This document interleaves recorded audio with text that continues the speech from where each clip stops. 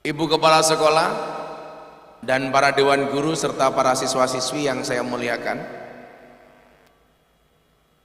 saya mau hari ini kita belajar dari satu negara yang namanya Libya.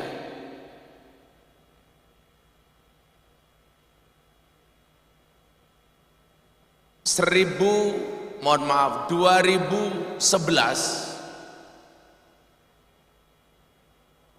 Libya mempunyai presiden yang keren, namanya Muammar Gaddafi. Tahun 2011 tercatat Muammar Gaddafi bertahta selama 42 tahun. Saat kepemimpinan Muammar Gaddafi, Libya itu sangat kaya raya. Tetapi ada provokasi dari pihak asing, bagaimana Libya ini dikuasai oleh orang-orang yang punya kepentingan dengan negara Libya. Caranya bagaimana? Memprovokasi supaya pihak-pihak ini memprovokasi rakyat dan warga Libya untuk membenci pemimpinnya. Pertanyaannya adalah, kenapa itu dilakukan? Itu semua dilakukan dalam rangka pihak asing menguasai sumber kekayaan alam Libya. Saat itu, mohon maaf adik-adik, ini perlu saya sampaikan karena sekarang ada pola yang sama, bagaimana warga negara Indonesia diprovokasi untuk membenci pemimpinnya, untuk membenci pemerintahnya. Dan saya nggak mau pengalaman Libya itu terjadi di Indonesia. Makanya dulu ada istilah Indonesia mau disuriahkan, Indonesia mau dilibiakan. Kenapa? Karena begitu seksinya Indonesia di mata dunia. Adik-adik, kita beruntung tinggal di negara yang sumber daya alamnya hari ini terbaik di dunia. Kalau ngomong batu bara kita di Indonesia lebih baik dibandingkan Cina. Kalau ngomong batu bara kita lebih baik dibandingkan Rusia yang hari ini sedang perang dengan Ukraina. Makanya Pak, kenapa hari ini batu bara itu harganya tinggi? Karena Rusia dan Ukraina perang. Sehingga apa? Peperangan di Rusia mengakibatkan Rusia tidak bisa memproduksi batu bara. Makanya imbasnya apa? Batu bara di Indonesia mahal. Kalau kita ngomong hutan, Indonesia ini paru-parunya dunia. Kalau kita ngomong nikel, Anda tahu siapa yang bikin Tesla? Elon Musk. Tertarik untuk investasi di Indonesia karena besok semua mobil pakai listrik. Nikel jaya, dan nikel terbesar di dunia adalah di Indonesia.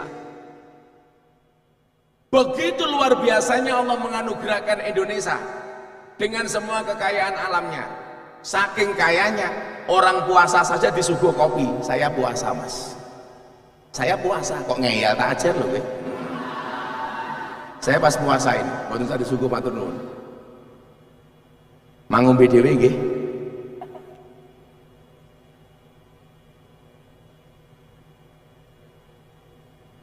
Nah adik-adik, kalau kita ngomong emas, coba Anda lihat kenapa Freeport Papua itu sampai hari ini untuk rebutan, karena kandungan emasnya luar biasa. Belum lagi kalau kita ngomong timah dan lain sebagainya. Kekayaan alam Indonesia inilah yang kemudian membuat orang-orang yang punya kepentingan dengan Indonesia pengen menguasai sumber daya alam manusia, sumber daya alam dan manusianya. Caranya bagaimana? Coba adik-adik simak, nanti habis ini kita tanya jawab. Kamu bertanya, saya bayar. Yang berani bertanya, saya kasih uang 300.000 per pertanyaan. Lumayan. Tambahan dana kenakalan, lumayan.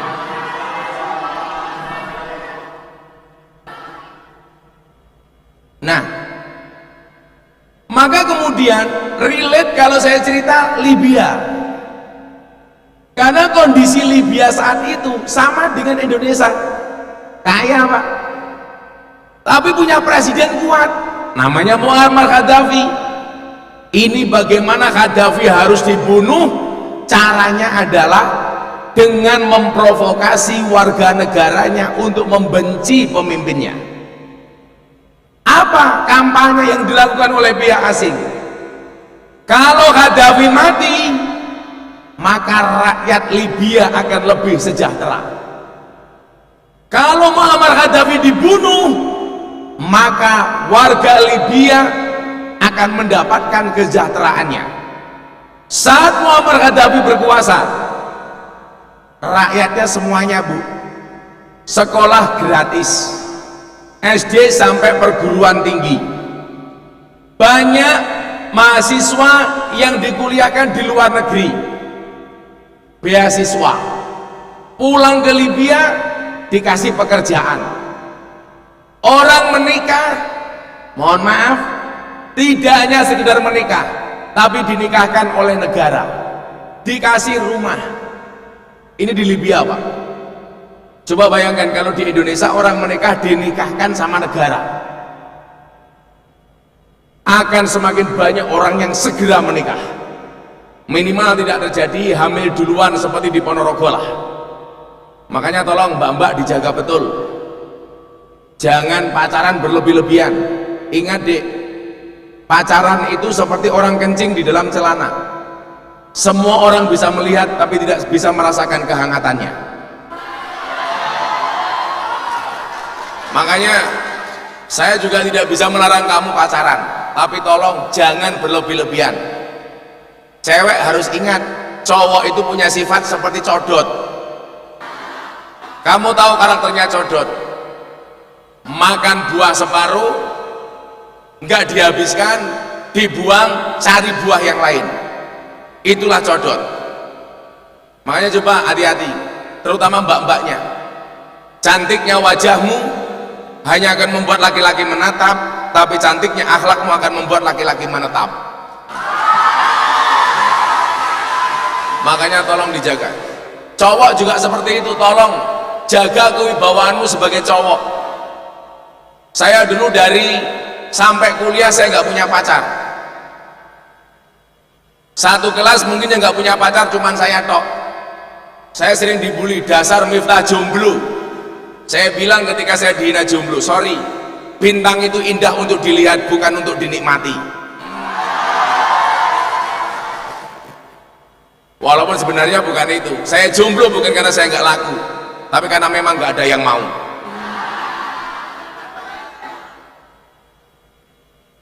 Tapi santai, akan datang satu saat kamu akan dipertemukan dengan orang yang tepat, yang kedatangannya untuk menetap bukan karena nafsu sesaat.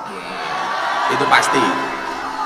Makanya dulu Pak, orang-orang yang menolak saya nggak mau pacaran sama saya, hari ini saya katakan sorry, di balik kesuksesan seorang laki-laki akan ada banyak mantan yang menyesali.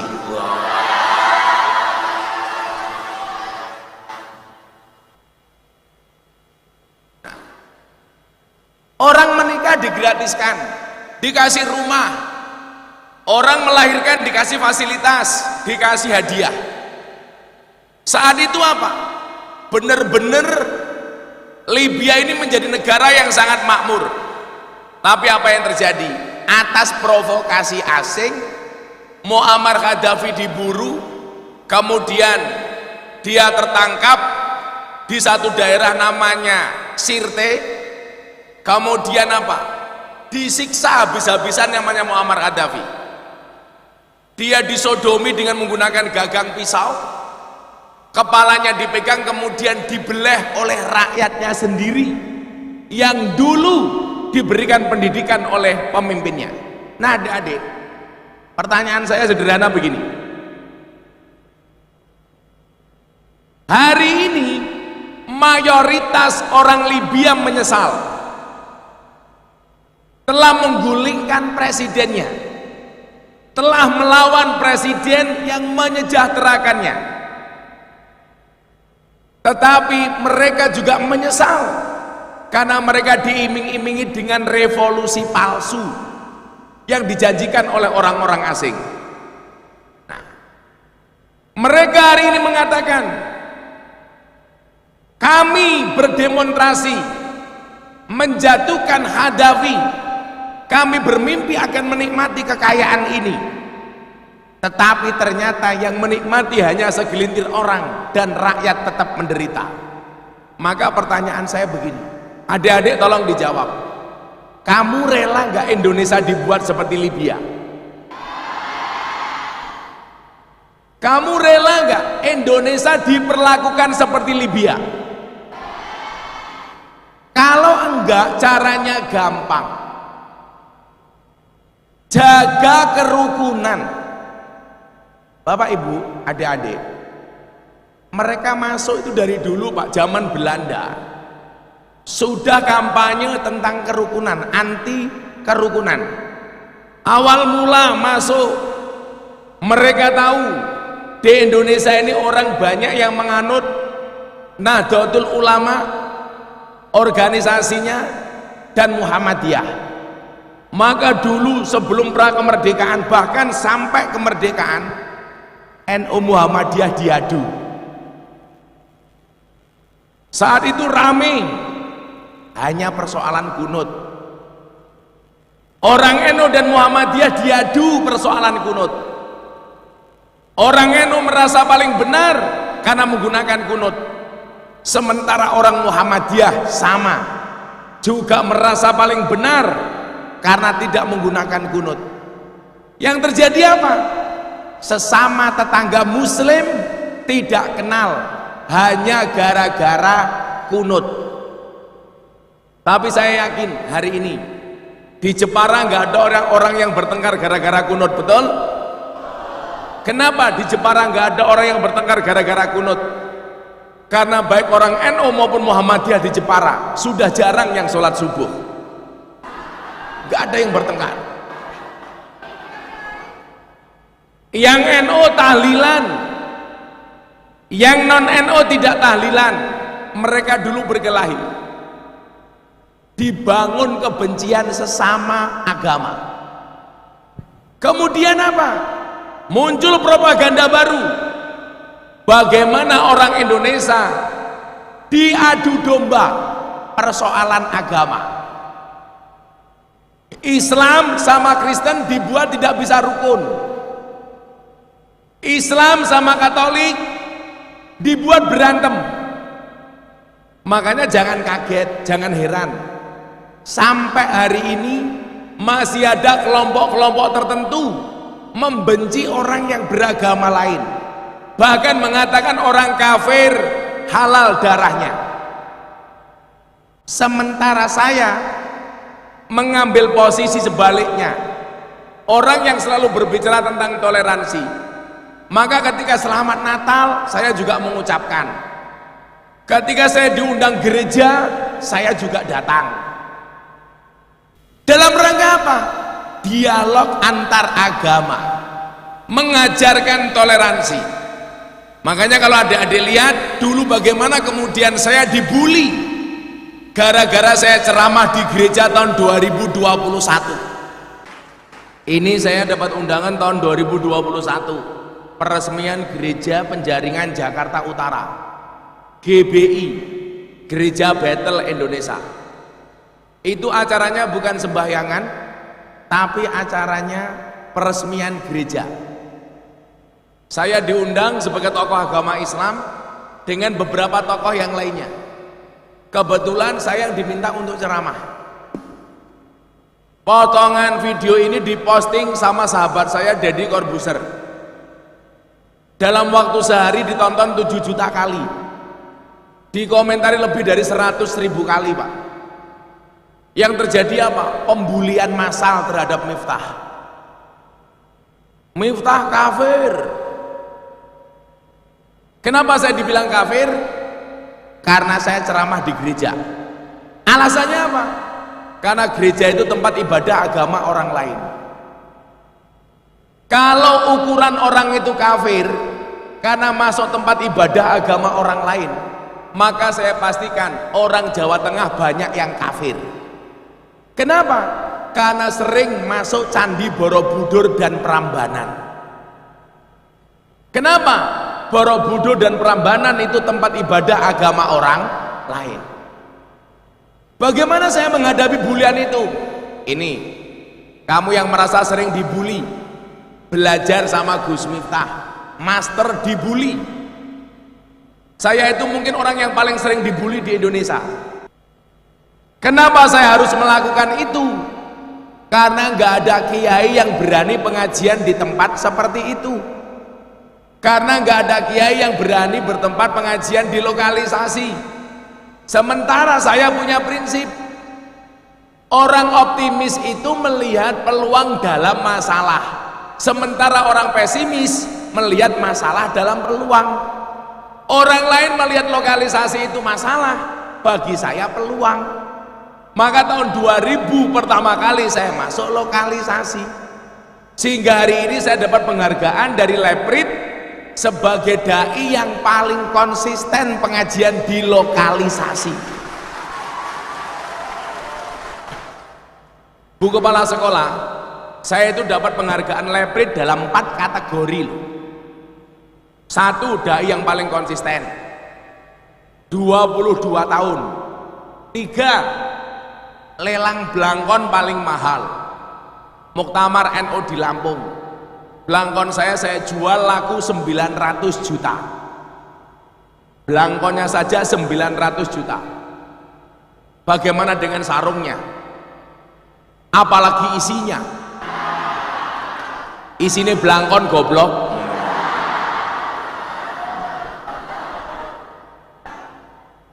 Saya dapat penghargaan dari Leprit yang ketiga, apa?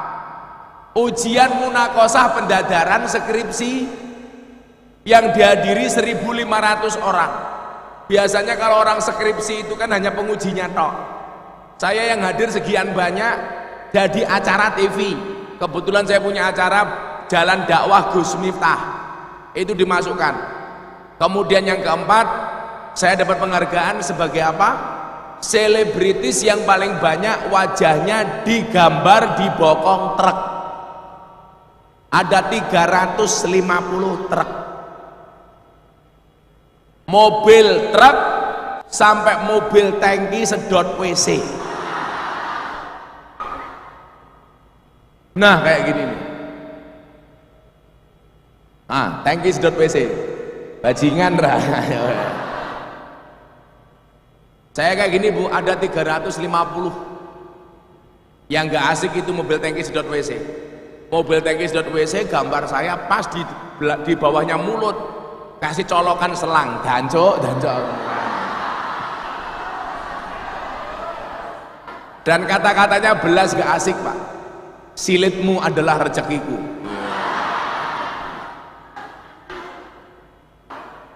Menjijikkan. Nah adik-adik sekalian, kembali ke masalah Indonesia tadi itu. Pola-pola itu hari ini pengen diterapkan kembali untuk menghancurkan kerukunan sesama warga. Tujuannya apa? Untuk menguasai sumber daya alam Indonesia. Apalagi hari ini batu bara harganya mahal Pak. Nikel mahal, emas mahal, dan yang punya semua itu Indonesia.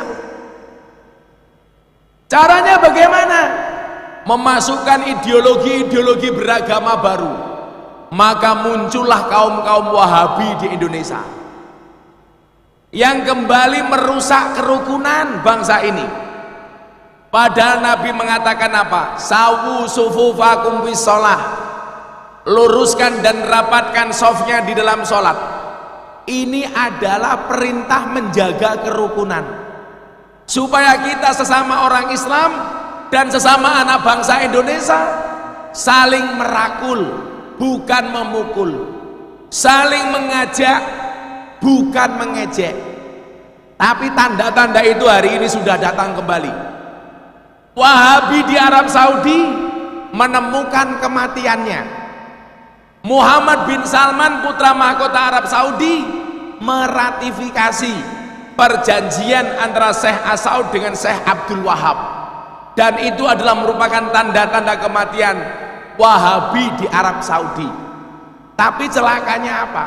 Di Arab Saudi Wahabi mati, mereka akhirnya mencari lahan subur. Mana lahan subur yang mereka anggap paling subur? Salah satunya adalah Indonesia. Makanya nggak usah kaget kalau hari ini banyak orang yang mulai mengkampanyekan prinsip-prinsip Wahabi dengan mengatakan nggak penting NU-NU-an, yang penting Ahlus Sunnah. Kenapa? Karena mereka punya pengalaman. Ahlus Sunnah di Arab Saudi mati. Kenapa? Gara-gara di Arab Saudi Ahlus Sunnah nggak ada organisasi yang membentenginya. Sementara di Indonesia Ahlus Sunnah bisa berjalan dengan baik. Kenapa? Karena dibentengi oleh organisasi namanya Nahdlatul Ulama. Maka saya bilang, kalau di Indonesia ini NU dan Muhammadiyah bisa bersatu, maka Wahabi tidak akan pernah mendapatkan panggung. Tetapi kalau NU dan Muhammadiyah ini berseteru, bermusuhan, maka Wahabi akan mendapatkan panggung. Nah, karena saya orang NU, saya tanya sama guru saya, Maulana Habib Lutfi bin Yahya Pekalongan, Abah, bagaimana cara orang-orang itu menghancurkan Indonesia? Gampang, Li. Cara mereka menghancurkan Indonesia dengan cara menghancurkan Nahdlatul Ulama. Bagaimana cara menghancurkan NU? Dengan adu domba sesama kiai, adu domba sesama Habib.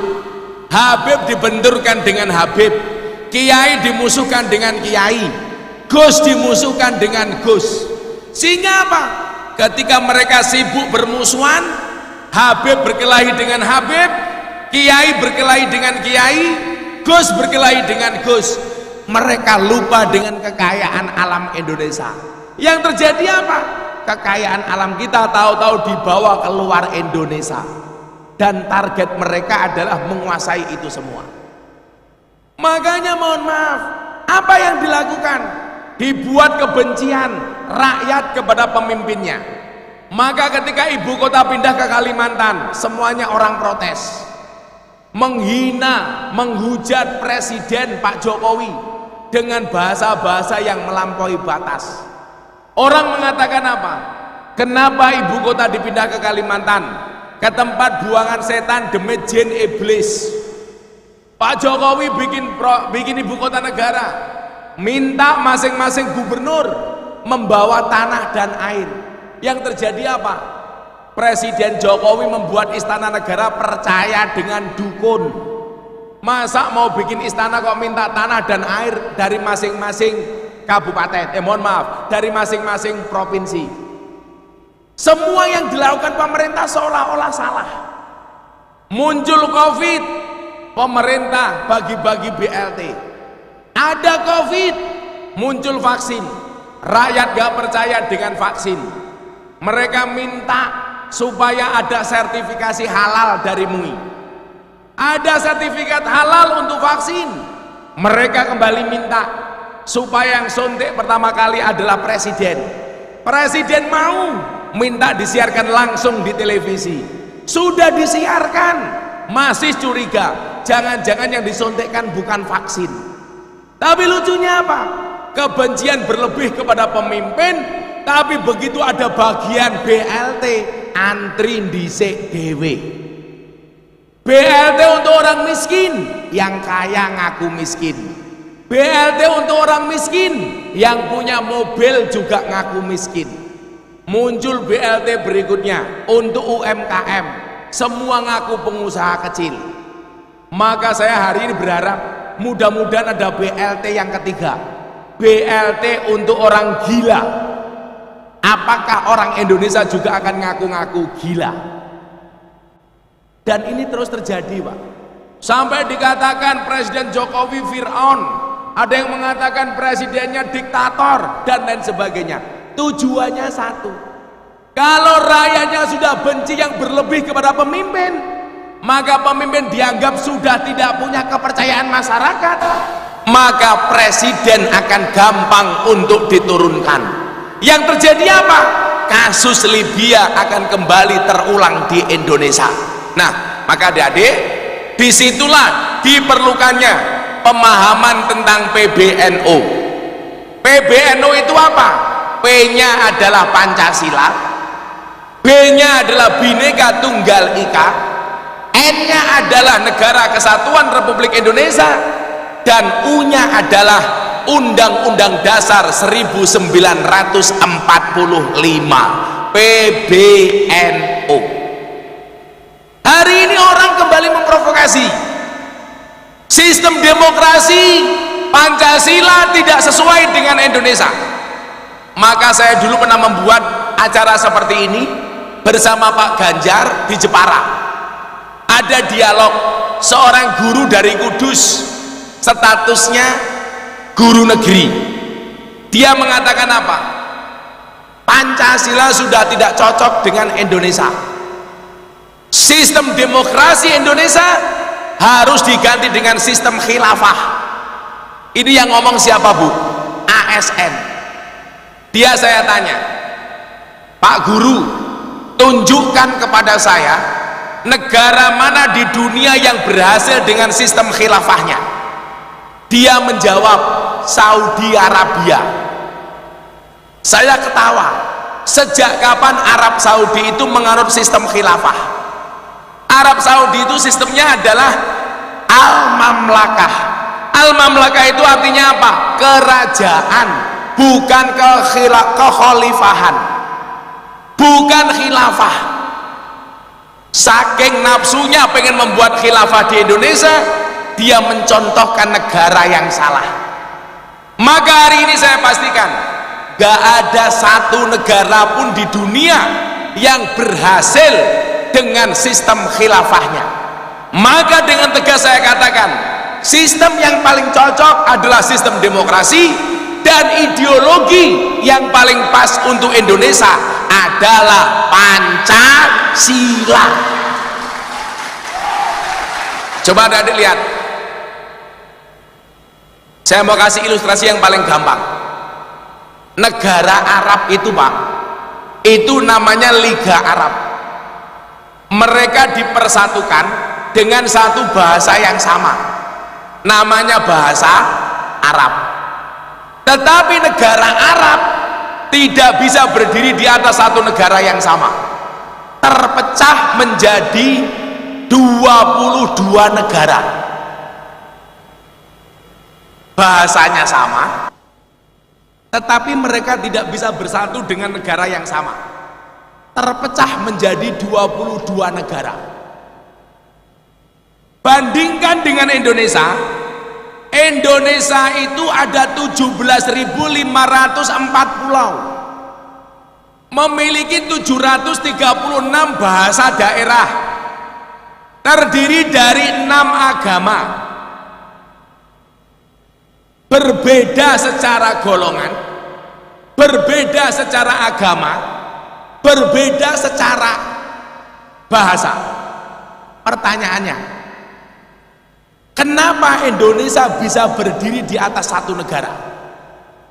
Sementara Arab bahasanya sama, bangsanya cuma satu, tapi tidak bisa berdiri di atas negara yang satu. Terpecah Liga Arab 22 negara. Kasus terakhir, kelihatan mereka tidak mau akur. Doha Qatar jadi Piala Dunia, tuan rumah. Arab Saudi pengen gabung, tuan rumah bersama. Doha nggak mau, Pak. Qatar menolak. Makanya kenapa kemarin kota itu menjadi panitia Piala Dunia tunggal. Dia nggak mau terjadi seperti Jepang dan Korea. Piala Dunia tahun 2000-an, 2002. Kenapa? Karena mereka nggak ada ideologi yang sama, Pak. Sementara Indonesia, walaupun ada 17.000 pulau, 1.736 bahasa, ada 6 agama, Kenapa bisa berdiri di atas satu negara yang sama? Karena kita dipersatukan dengan ideologi yang sama, yaitu Pancasila. Nah, hari ini ada upaya. Ingat, kita dibenturkan soal agama. Adik-adik coba dilihat, sekitar 5 bulan yang lalu nama saya trending topik gara-gara saya pengajian di Banyuwangi, bintang tamunya Farel Prayoga.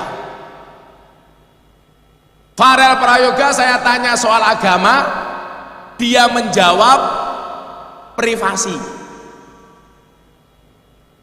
Begitu selesai pengajian muncul di TikTok, karena generasi sekarang TikTok, Pak. Bu kepala sekolah punya TikTok? Oh punya. Pernah goyang pargoi juga.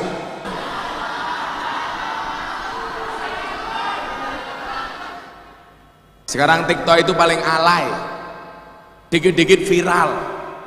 Karena paling gampang viral di TikTok, akhirnya banyak orang pengen viral. Pesan saya sama anak-anak tahunan satu, kalau kamu harus viral, please virallah dengan prestasi, bukan sensasi. Kalau sekedar viral gampang, bikin video kebaya merah viral, masuk matamu masuk. Bu kepala sekolah juga nonton kebaya merah viral. Saya malam-malam buka TikTok pulang pengajian, FYP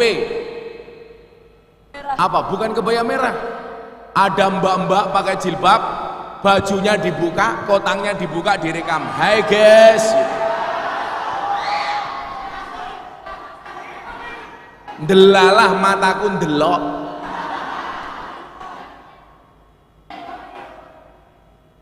Akhirnya apa yang terjadi? Saya lanjutkan melihat dosa, enggak saya lihat barang bagus. TikTok itu sekarang coba apa-apa viral, nyanyi satu lagu viral, begitu sulit lupakan silit viral, satu kalimat bu viral, toh ganjel toh viral. Apalagi yang viral-viral itu Fajar sad boy. Fajar berapa bersaudara? 4. Yang paling tua siapa? Bapak goblok, ya viral. Lagi-lagi viral, kamu nanya viral. Bu kepala sekolah, besok kalau meninggal dunia ditanya sama malaikat munkar nakir di alam kubur, hei kepala sekolah, man robbuka, tolong dijawab, kamu nanya. Itu viral. Lagi buk cangkeme kok. Kamu bertanya-tanya, meledak raw viral.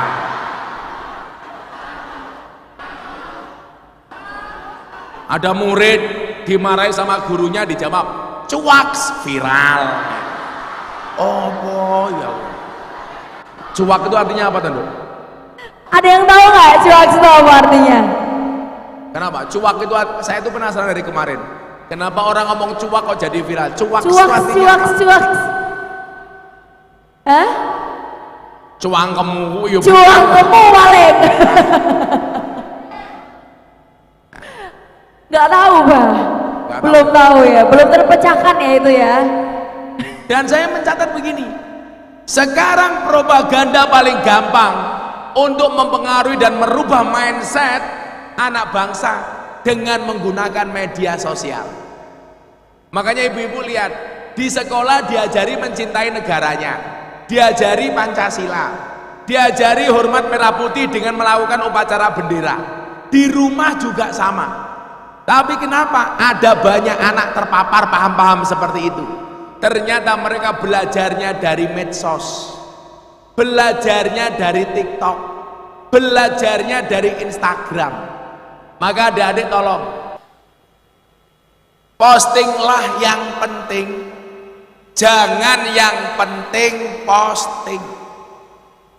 Kalau belajar agama melalui medsos, ikutlah pendapat ahli, jangan ikut-ikutan orang yang ahli berpendapat.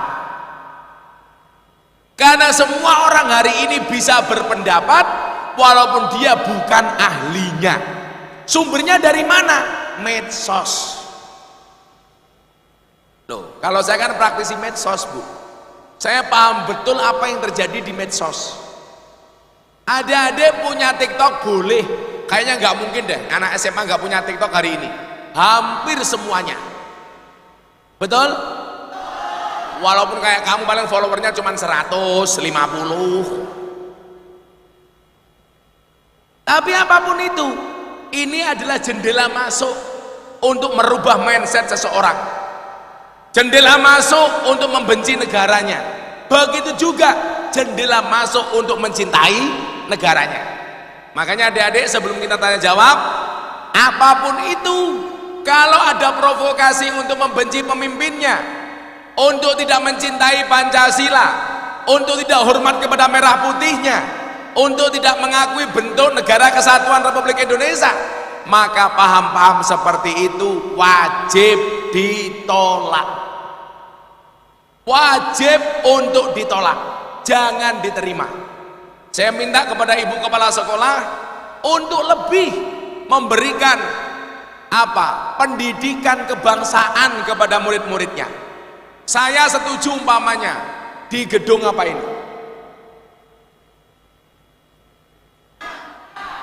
gedung serbaguna milik SMAN tahunan ini, mbok yao, supaya anak-anakmu lebih mencintai pahlawannya, taruh gambar-gambar pahlawan yang ada di sini. Memanfaatkan space-space kosong, Bu. Ini kan ada pilar-pilar, pasang di situ gambar pahlawan Raden Ajeng Kartini. Adik-adik tahu siapa nama asli Raden Ajeng Kartini? Nama aslinya adalah Harum, Putri Indonesia. Wis edan kabeh. Taruh nama Diponegoro. Adik-adik tahu siapa nama komplit Pangeran Diponegoro? Malah Jalan Diponegoro. Nama komplit Pak Tentara aja mesti nggak tahu. Walaupun Kodam Diponegoro. Nama komplit Diponegoro itu siapa, Pak Tentara? Kiai Haji Bendoro Raden Mas Abdul Hamid Ontowiryo Mustahar Heru Cokro Senopati ing Ngalogo Sayyidin Panatagomo Amirul Mukminin Khalifatullah Tanah Jawa Pahlawan Goa Selarong Pangeran Diponegoro. Ini Dai Nahdlatul Ulama pasang, sampingnya pasang pahlawan dai-nya Muhammadiyah. Siapa? Jenderal Besar Sudirman. Itu guru sekolah Muhammadiyah. Bu, saya pesan, tolong Bu, dipasangi gambar-gambar itu supaya anak-anakmu tahu dan tidak lupa dengan sejarah. Pasang gambarnya pendiri Nahdlatul Ulama sekaligus pahlawan nasional Hadratus Syekh Hasyim Asy'ari. Gambarnya pendiri Muhammadiyah sekaligus pahlawan nasional Kiai Haji Ahmad Dahlan. Adik-adik tahu siapa nama asli Ahmad Dahlan? Muhammad Darwis. Mereka ketemu antara Muhammad Darwis dengan Hasyim Asy'ari ketika ngaji di Semarang kepada guru namanya siapa? Mbah Soleh Darat As-Samarongi. Termasuk siapa muridnya Mbah Soleh Darat? Raden Ajeng Kartini. Maka setelah ngaji kepada Mbah Soleh Darat, muncullah satu buku judulnya Habis Gelap Terbitlah Terang. Bu, dipasangi Bu. Saya yakin kalau untuk ngundang saya, ibu pasti nggak punya anggaran. Makanya saya datang sowan, karena saya tahu ibu kepala sekolah nggak punya anggaran. Masa ya untuk masang gambar pahlawan saja nggak punya anggaran, Bu? Kere gitu.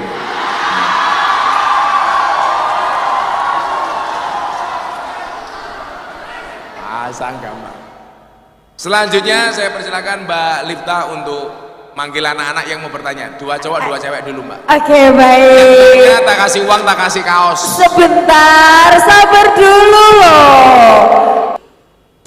Oke, yuk boleh dikasih mungkin dari teman dulu. Mas Gibran dulu. Yuk, Namanya boleh siapa? nama, kelas berapa? Iki pitik ngendi? Pite. Bismillahirrahmanirrahim. Perkenalkan, nama saya Alvito Aji Sukron Bayaki. Siapa? Alvito Aji Sukron Bayaki. Panggilannya? Vito. Viko. Dari kelas 11 MIPA 3. 11. 11 Anak IPA mana suaranya nih? Oke, boleh dikasih pertanyaan? Kamu suka IPA? Ya. Saya mau tanya. Hewan pemakan tumbuhan namanya apa?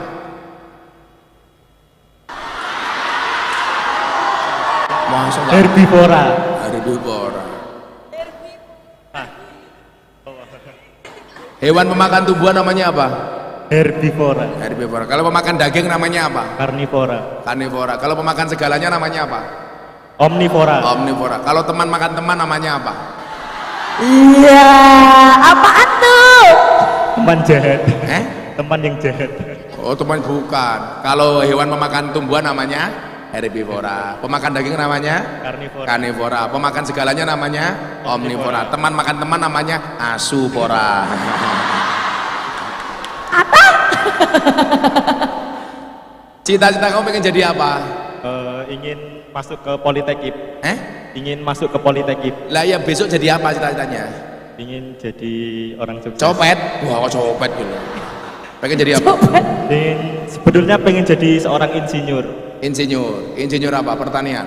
Teknik. Oh, teknik. Kenapa pengen jadi insinyur? Ya, pengen aja. Oh, pengen aja. Kamu besok tolong jangan menikah dengan dia. Gak punya prinsip, pengen aja. Apa Alfi itu pertanyaannya? Mohon izin. Kamu suka pakai seragam-seragam gini suka? Suka. Oh, enggak pengen jadi tentara kayak bapaknya itu? Pengen. Tuh. Sebetulnya pengen. Jadi Pengen insinyur. semuanya. Tapi ada sesuatu yang nggak bisa masuk ke situ. Kenapa? Matanya minus. Matanya minus. Oh, matamu minus. Kakek nonton bokep kok weh. Ya. Wah, Abah ini kok serba tahu ya? Kayak kemarin dan santri saya daftar tentara nggak jadi, ditolak. Gara-gara apa? Giginya jelek. Maka panitia seleksinya saya telepon, Endan, kenapa santri saya tidak terima jadi tentara? Mohon izin Gus, giginya jelek. Langsung panitianya saya marahi. Sampai itu gimana? Tentara itu besok tugasnya perang. Kamu tahu, perang itu tembak-tembakan bukan cokot-cokotan. Aku yang ngomong, masa gigi jelek gak diterima? Apa Alfi itu pertanyaannya? Bagaimana cara kita sebagai generasi bangsa supaya tidak mudah terpengaruh oleh hal-hal yang negatif untuk merusak bangsa? Untuk merusak ideologi bangsa. Oke, terima kasih Alvito. Tepuk tangan tuh Alvito. Dijawab dulu atau langsung tak jawab? Oke, baik. Langsung dijawab oleh Langsung Abah. tak jawab. Bagaimana sikap kita untuk memproteksi dan melindungi kita dari provokasi-provokasi merusak ideologi bangsa? Yang pertama, dalam Al-Quran itu ada ayat bunyinya begini, fas'alu ahla dzikri in kuntum la ta'lamun. Maka bertanyalah kepada ahli dzikir kalau kamu tidak mengetahui sebuah persoalan. Artinya apa? Bertanyalah sesuai dengan kapasitas keilmuan orang yang memiliki ilmu, supaya kamu tidak salah. Satu, jangan salah mencari guru. Bu, mohon maaf ya, kurikulum kita di sekolah itu bagus Bu. Biasanya anak-anak kita itu terpapar dari mana Bu? Dari rohis yang memungkinkan untuk ngundang guru dari luar. Tolong untuk rohis, kalau ngundang pembicara dari luar, dikonsultasikan dengan kepala sekolah, dikonsultasikan dengan guru agamamu di sini. Guru agama di sini siapa Bu? Jenenge ya Rois. Bu Aris. Endi wangi? Ris. Iya, guru Kok yang cewek? baik. Aris kok cewek? Anis Pak. Oh, Anis. Abah, ije. Kamu tahu anis itu artinya apa? Apaan tuh? Lembut. Lembut. Anis itu artinya lembut. Bukan manis, Bang. Oh, bukan. Oh, bukan. Anis itu artinya lembut. Sonmu itu aja mau dek bening manuk mumuni. Diangkat. Diangkat lah. Sonok ngene. Ya muni. Mik ketemu mik kok ya bangun. Kamu tahu bedanya sound system sama cewek? Nggak tahu. Nggak tahu. Apa bedanya sound system sama cewek? Sound system diragati oke kita wujudi. Cewek diragati oke diuntal kancane. Ya. Hati-hati. Kunti pacaran? Belum. Jangan, nggak usah pacaran, langsung nikah saja. Amin. Amin. Kenapa kamu nggak punya pacar? Pengen fokus ke sekolah terlebih dahulu. Yo ora payu kuwi rupah. Jaga kehormatan.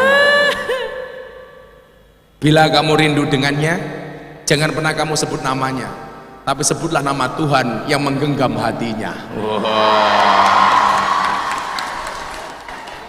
Kok kamu liatin masnya terus kenapa? Oh enggak Pak. Jadi tolong Bu Kepala Sekolah, Bu Guru Agama, kalau anak-anak kita ngundang guru rohis dari luar, tolong betul-betul diawasi, dikontrol. Karena banyak kejadian di Solo, di Karanganyar, itu mereka terpapar paham-paham yang membenci pemerintah, membenci Pancasila, tidak paham kebinekaan. Itu justru diajarkan oleh guru-guru rohis. Maka satu, kamu cari guru yang benar. Makanya kalau pengajian, kok kamu pengajian mulai ustadznya memprovokasi, mencintai negara tidak ada dalilnya, hormat merah putih itu musyrik, hati-hati, tinggalkan saja. Itu provokasi. Ya, maka saya sering bilang, orang yang salah pergaulan itu lebih gampang dinasehati daripada yang salah milih pengajian. Saya punya teman Pak artis, baru belajar Islam, langsung dia bilang apa? Kaligrafi dalam masjid itu hukumnya haram. Memasang nama Muhammad berjejer dengan Allah itu musyrik, karena seolah-olah menyamakan Nabi Muhammad dengan Allah.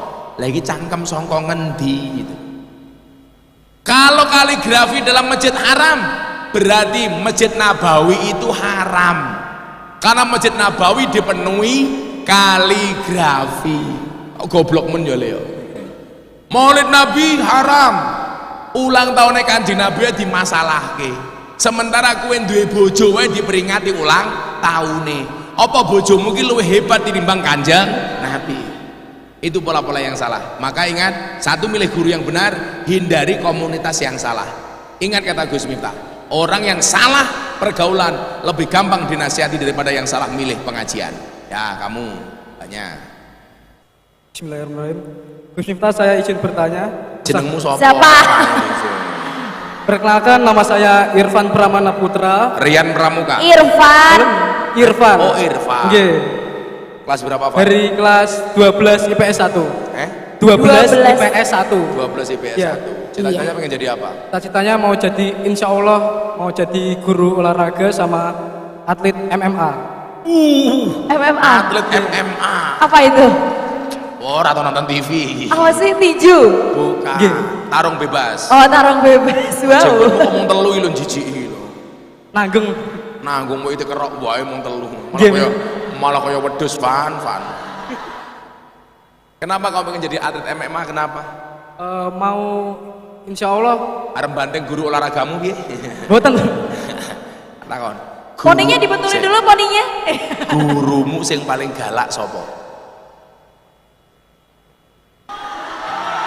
Ngapurate Pak Tadi udah Sigit. tak kasih pertanyaan itu Bang, nggak ada yang berani jawab. Ah, jawab. Ayo jawab. Tak tambahi 50. Ya. Gurumu sing paling galak sapa? Pak Sigit. Pak Sigit. Pak Sigit. Pak Sigit ngapurane nggih kula. Endi wonge, endi wonge? Mana ya Pak Sigit ya? Oh itu ya di belakang. Oh, kayak yang paling galak. Nggih. Tolong si Irfan remedi ya. Guru yang paling menyenangkan menurut kamu siapa? Semuanya menyenangkan, Pak. Yalah rupamu.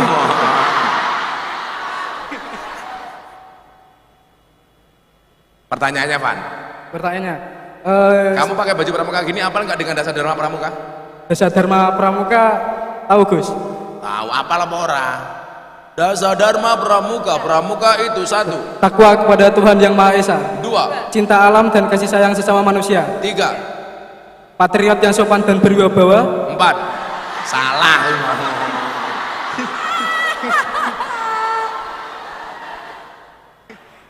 Gak apa Udah, pertanyaan kamu apa? Ya, seperti yang sudah kita bahas tadi, Indonesia adalah negara yang beragam, khususnya di bidang agama, yaitu agama di Indonesia memiliki 6, yaitu Islam, Kristen, Hindu, Buddha, Katolik, dan Konghucu.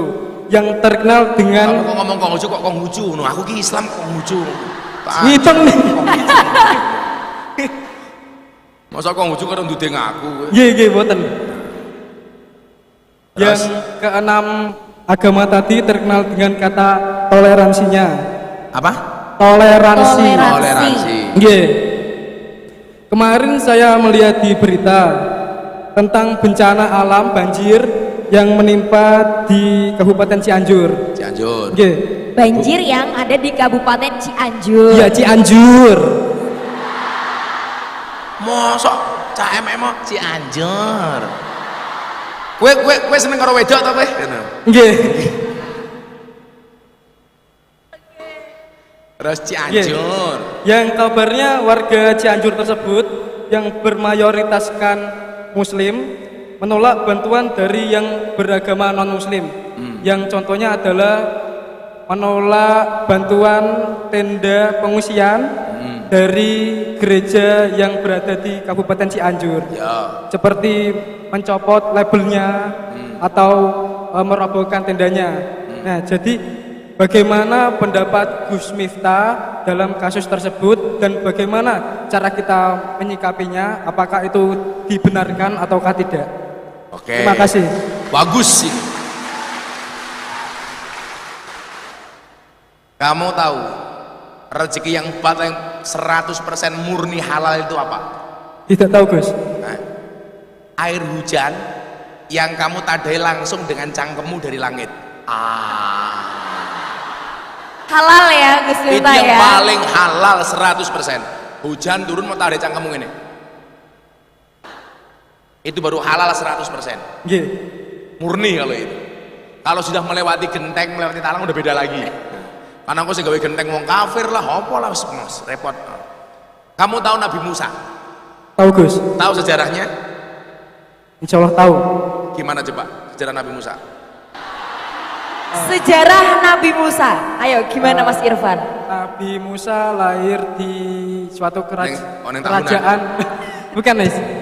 Lahir di kerajaan. Ya, di sebuah kerajaan yang dipimpin oleh raja yaitu bernama Fir'aun. Hah?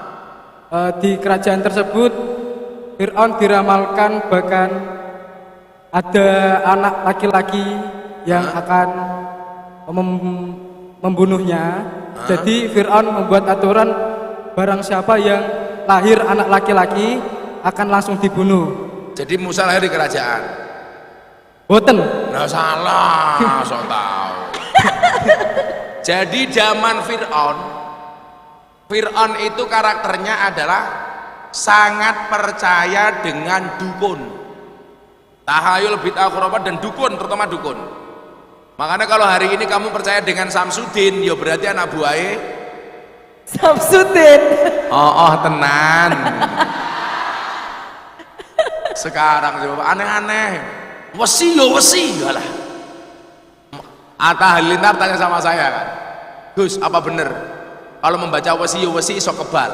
Ya rene maca tak baca cangkemmu aku. Terus akhirnya Atta saya tanya begini, saya tanya begini, tak pas saya podcast di podcastnya Atta soal perdukunan, kalau kamu saya kasih doa pilih mana? Doa anti miskin apa anti bacok?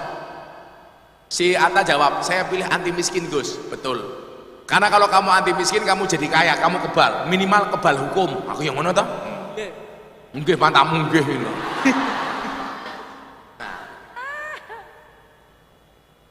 Fir'aun itu percaya banget dengan dukun.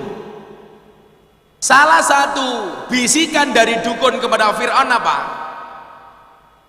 akan ada laki-laki yang akan menjadi kompetitormu. Makanya saat itu Fir'aun punya peraturan, bayi lahir dalam keadaan laki-laki harus dibunuh. Itu bedanya dengan zaman jahiliyah.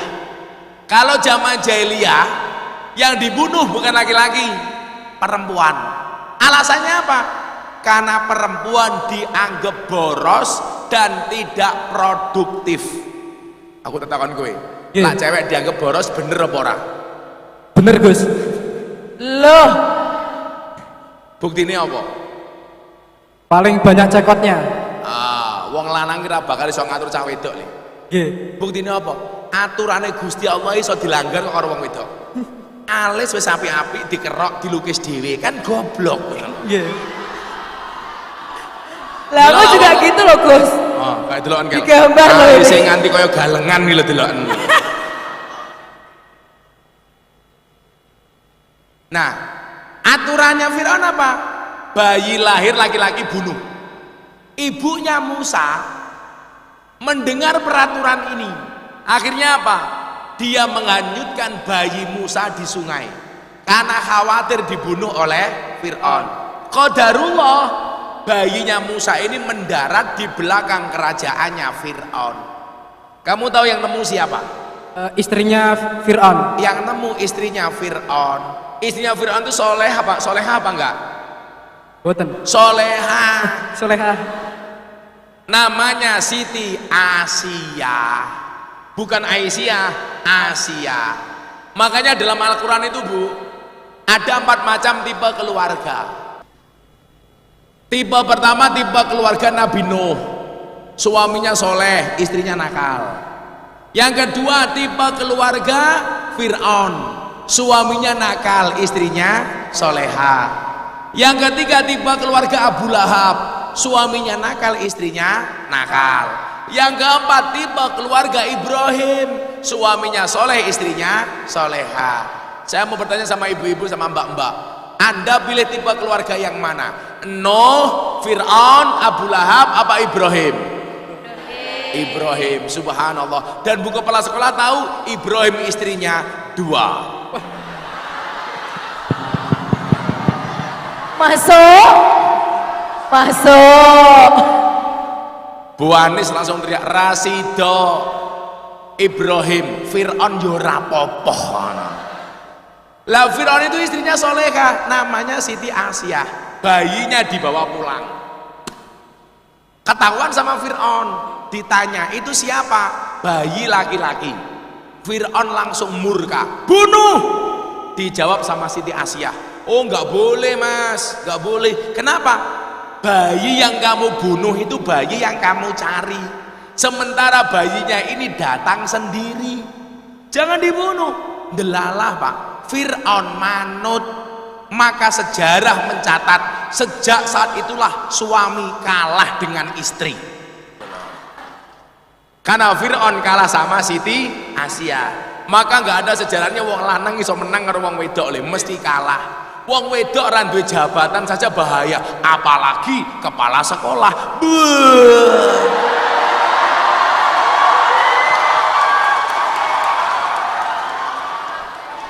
Pasti menakutkan tak Kandani? Si Irfan harus tahu supaya kamu besok tidak salah pilih. Perempuan tuh karakternya satu le. Kalau disakiti nggak pernah lupa, kalau menyakiti nggak pernah ingat. Itulah perempuan. Saestu. Biasanya jilbabnya hijau biasanya. Oh ada yang hijau ya. Yang jilbabnya coklat, insya Allah lebih parah. Wong wedok dilawan, benar. Makanya banyak kasus di Indonesia itu gara-gara perempuan, kan? Tentara Kopda Muslimin mati ya gara-gara perempuan. Sambo divonis mati gara-gara perempuan. Mbok wong wedok kok menangane ra umum. Mila aku ra seneng karo wong lanang. Nah, akhirnya apa? Musa tumbuh berkembang di kerajaan Fir'aun sampai akhirnya Fir'aun menjadi dewasa. Pertanyaan saya, Fir'aun mangan bondone sapa le? Sorry. Musa mangan bondone sapa le? Sing nafkahi Musa sapa? Fir'aun. Fir'aun. Ya. Fir'aun itu bukan lagi orang yang beda agama dengan Musa, ngaku Tuhan. Kalau seandainya menerima bantuan dari non-Islam itu tidak boleh, berarti darah dagingnya Musa itu apa? Haram kabeh. Mergo mangan duwite Fir'aun. Kesimpulannya kalau dari cerita Fir'aun, boleh nggak orang Islam menerima bantuan orang non-Islam? Boleh Gus. Boleh. Boleh. Cukup dengan cerita Musa dan Fir'aun bahwa orang non-Islam boleh menerima bantuan orang non-Islam, dan orang Islam juga boleh memberikan bantuan kepada orang non-Islam. Besok Irfan kalau ke Jogja mampir pondok saya. Pondok saya itu lingkungannya 60% Katolik. Tetangga saya itu sebelah selatan pendeta, utara rumah saya kuburan. Seumur hidup saya tidak pernah bertengkar dengan tetangga utara saya. Kok tepuk tangan, kuburan goblok. Perang ilmu gaib ya. Saya itu Bu, kalau Idul Fitri saya motong sapi belasan sapi. Siapa tetangga saya yang paling banyak menerima daging kurban saya? Tetangga saya Katolik. Karena 60% Katolik. Saya bagi semua. Saya kalau ulang tahun pondok, saya buat sembako. Siapa yang saya bagi? Semua tetangga saya, termasuk orang Katolik. Ada dalilnya Gus? Oh no. Kamu tahu Nabi yang paling suka traktir namanya Nabi siapa? Kalau Pak Sigit orang mungkin kan jelok traktir kayaknya jelok traktir. Nabi yang paling seneng traktir itu adalah Nabi Ibrahim. Nabi Ibrahim itu Nabi paling suka ngajak orang lain makan. Makanya kenapa Nabi Ibrahim itu menjadi Khalilullah, kekasihnya Allah. Sampai terkenalnya Nabi Ibrahim dalam prasasti sholat pun yang disebut setelah Muhammad itu adalah Ibrahim. Allahumma sholli ala Sayyidina Muhammad wa ala ali Sayyidina Muhammad kama shollaita ala Sayyidina Ibrahim. Keistimewaan Ibrahim itu salah satunya apa? Suka ngajak orang makan. Makanya Bu, kalau Anda makan dengan saya, itu pilihannya cuma dua, kamu yang bayar atau saya yang bayar. Saya paling gak suka mau makan kok urunan, isin karo Nabi Ibrahim. Kalau Nabi Ibrahim itu sukanya traktir, kalau Bu kepala sekolah sukanya kurang ajar ditraktir. Saya ngomong iki lho Bu, tandai Bu Irfan namanya Bu. Dereng beda. 12 IPS 1 Bu.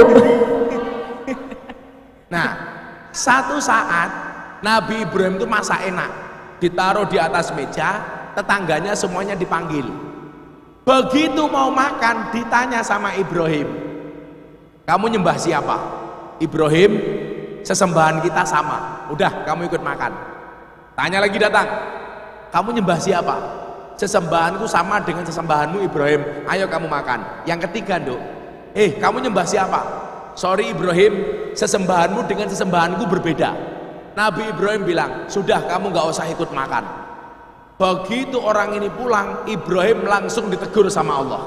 Ibrahim, kenapa orang itu gak kamu ajak makan? Ibrahim jawab, karena saya menyembahmu sementara dia menyembah yang lain wahai Tuhan. Apa jawaban Allah kepada Ibrahim? Ibrahim, orang yang nyembahku itu hambaku, yang tidak menyembahku juga hambaku. Yang nyembah aku kasih rezeki, yang tidak nyembah aku juga aku kasih rezeki.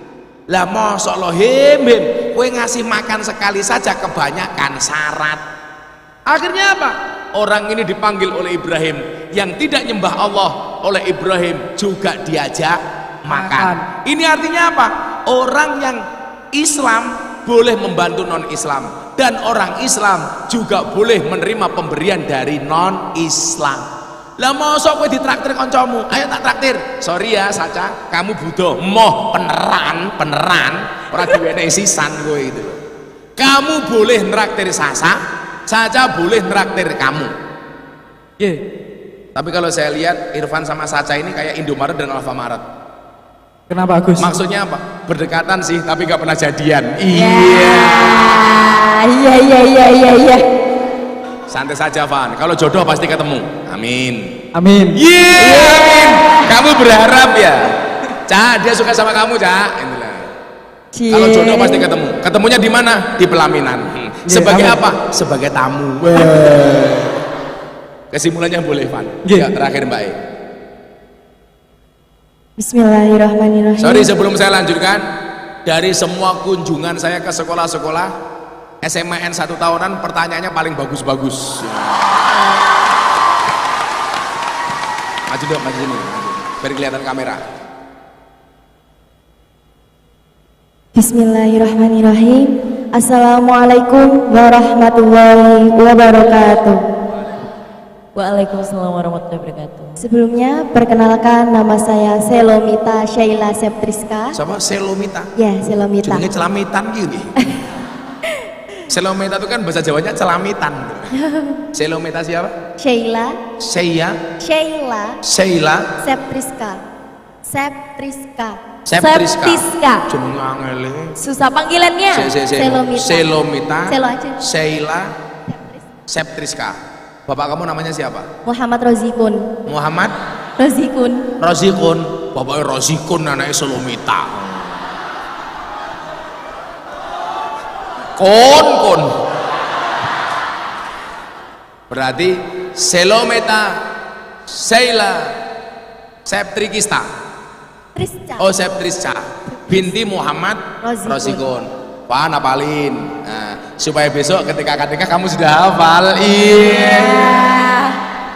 Kamu bilang, ya Allah, tidak dapat Siska, Selomita pun jadi. Tidak dapat Sasa, Selomita pun jadi. Iya. Tapi dua-duanya nggak ada yang mau sama kamu. Apa Selomita? Cita-cita kamu pengen jadi apa, Duk? Bismillah, dokter. Apa? Dokter. Oh, dokter. Dokter itu pinter apa goblok? Nah. Oh, goblok. Buktinya setiap orang datang ditanyakan goblok. Yeah. Selomita sakit apa? Gigi, Dok. Takon. Dokter itu yang pinter cuma satu. Dokter hewan. Nggak pernah ditanya, langsung disuntik. Nyoh. Subhanallah. Dokter apa besok rencana? Belum terfikirkan. Penting dokter. Ya. Pertanyaannya. Pertanyaan. Generasi muda merupakan tonggak kemajuan dan pembangunan bangsa. Generasi muda juga merupakan komponen penting yang perlu dilibatkan dalam pembangunan sebuah bangsa. Pertanyaan saya, apa yang harus kami generasi muda lakukan jika menemukan saudara kami yang Satu masih apa? Jika menemukan apa? Jika menemukan saudara kami yang masih tidak rukun, saling menjelekkan dan menjatuhkan satu sama lain dan mengintoleransi temannya?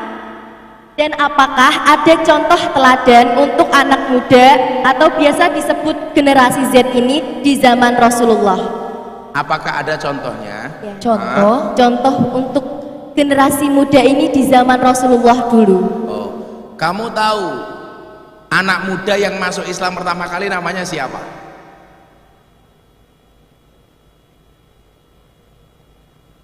Saiful matamu, Saiful.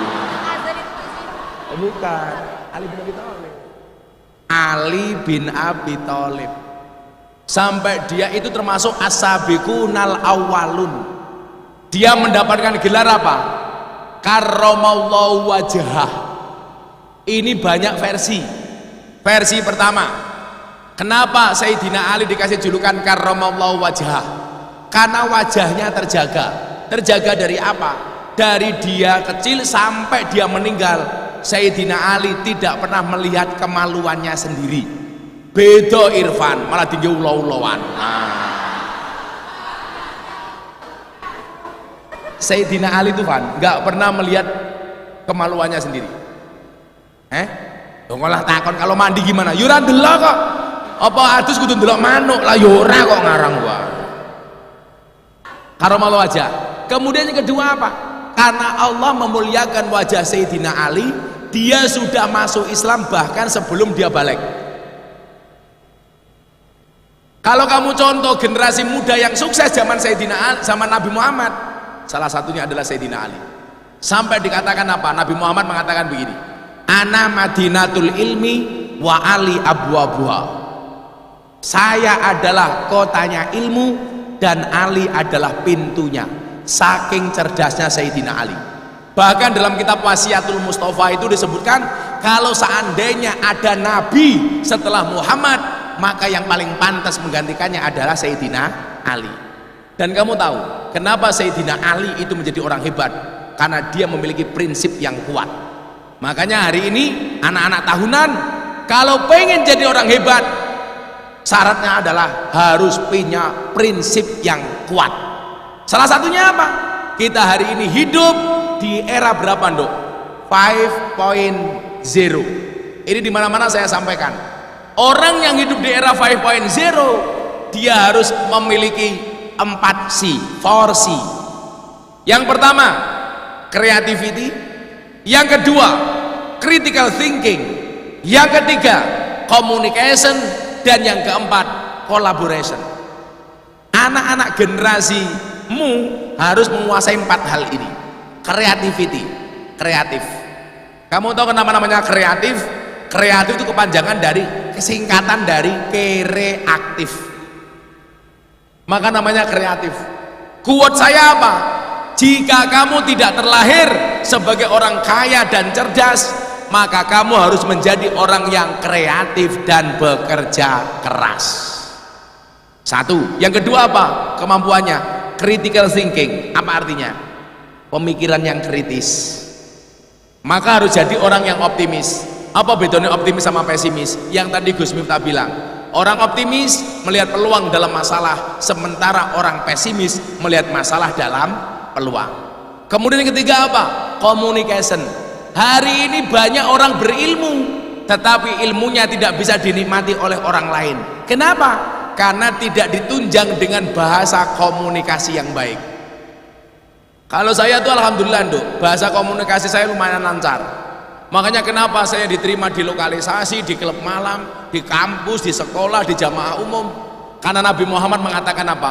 Khatibun nas biqadri ukulihim. Ini menuntut kita memiliki bahasa komunikasi yang baik. Dan hari ini kalau kamu mau sukses, kamu harus collaboration. Makanya kenapa banyak podcast menghadirkan artis ini kemudian artis itu dalam rangka kolaborasi, berjamaah. Begitu Mbak Selomita, terima kasih. Masing-masing 300.000. Wih.